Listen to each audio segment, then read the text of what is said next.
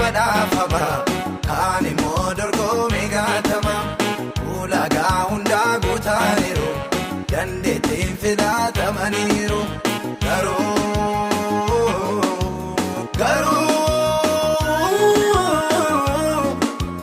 Waaqayyo sakana keessa jiru.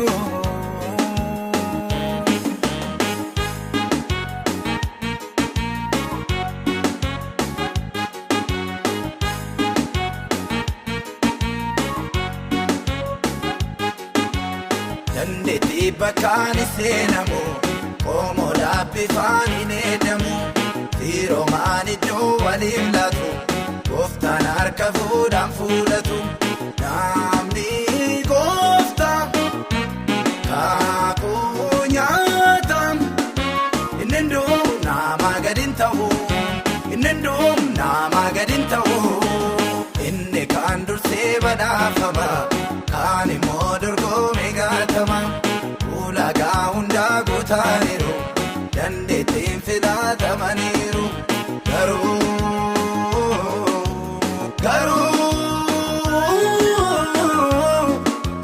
Waaqayyo sakana keessa jiru.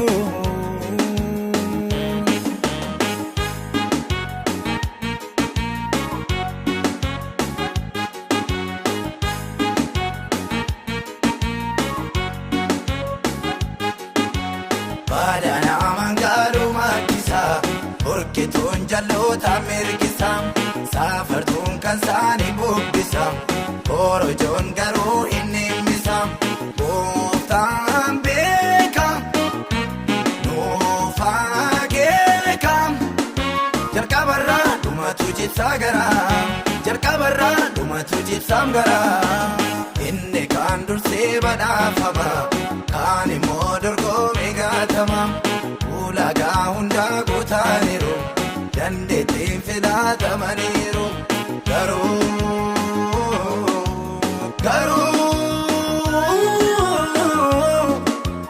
Waaqayyo sakana keessa jiru.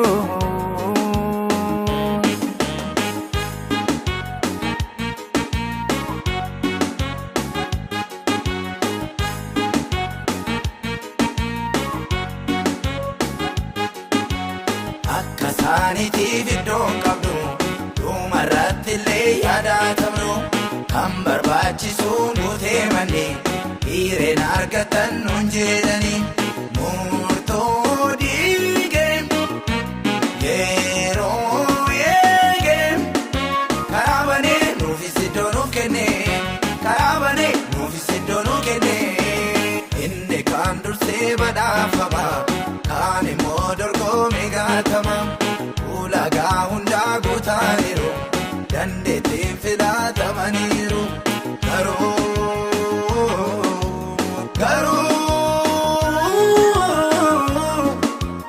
Waaqayyo sakana keessa jiru.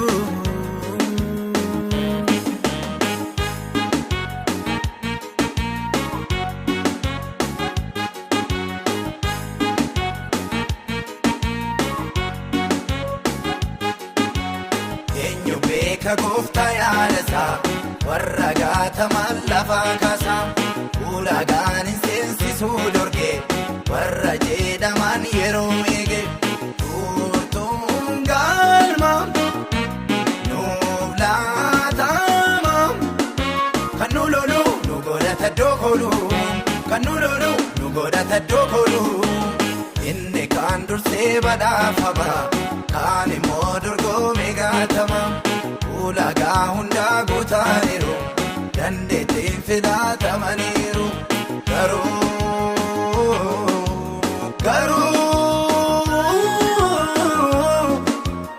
Waaqayyo sakana keessa jiru.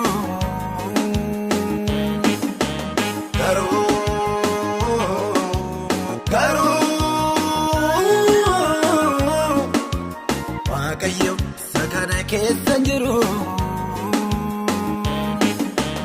Waaqayyo sakana keessa jiru. Waaqayyo sakana keessa jiru. Waaqayyo sakana keessa jiru.